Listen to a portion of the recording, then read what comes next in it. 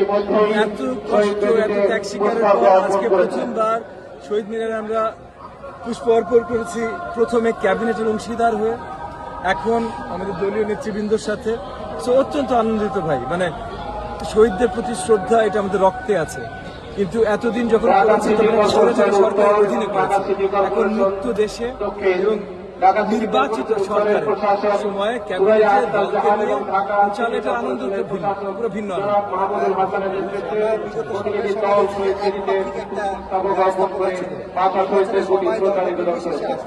এবং জামায়াতের আমিরও কিন্তু আজকে এসেছেন, এই বিষয়টাকে আপনি কিভাবে দেখছেন?